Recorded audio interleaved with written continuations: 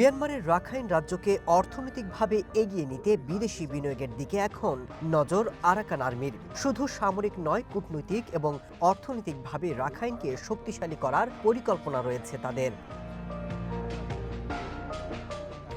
Arakan আর্মির নেতা তুন মিয়াত সম্প্রতি ইরাবতী ম্যাগাজিনকে এক দীর্ঘ সাক্ষাৎকার দিয়েছেন, যেখানে বলেন রাখাইন রাজ্য উন্নয়নের জন্য বিদেশি বিনিয়োগ প্রয়োজন।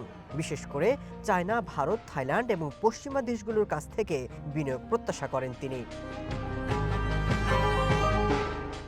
সাক্ষাৎকারে তুন মিয়াত বলেন, একটা সময় বাংলাদেশ এবং আরাকান আর্মির মধ্যে সম্পর্ক ইতিবাচক ছিল, তবে শরণার্থী ইস্যুতে তাদের উপর চাপ সৃষ্টি হয়েছে। যদিও সব কিছুকে ছাপিয়ে বাংলাদেশের সাথে ভারসাম্য বজায় রাখার কথা জানান আরাকান আর্মি প্রধান। মূলত রাখাইনে বিনিয়োগের জন্য চায়না এবং ভারতের কাছে অত্যন্ত গুরুত্বপূর্ণ হয়ে উঠেছে এই অঞ্চল, যা চায়নার বেল্ট অ্যান্ড রোড ইনিশিয়েটিভ প্রকল্পের অংশ এবং গ্যাস পাইপলাইনের মতো কৌশলগত সম্পদ এখানেই রয়েছে।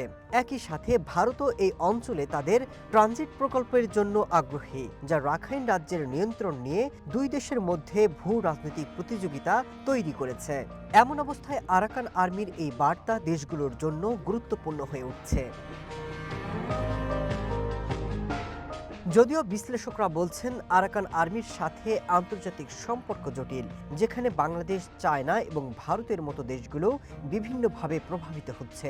বাংলাদেশ আরাকান আর্মির কার্যকলাপ এবং সীমান্তে তাদের অনুপ্রবেশের কারণে চ্যালেঞ্জের সম্মুখীন, আবার চায়না এবং ভারত তাদের অর্থনৈতিক এবং কৌশলগত স্বার্থের কারণে এই গোষ্ঠীর সাথে সম্পর্ক বজায় রাখতে চায়। আর এদিকে আরাকান আর্মি মূলত তাদের নিজেদের লক্ষ্য অর্জনের জন্য এই সম্পর্কগুলো ব্যবহার করে এবং তাদের সামরিক এবং রাজনৈতিক প্রভাব আন্তর্জাতিক পর্যায়ে নজর কাড়ছে। Masud Rana, one international desk.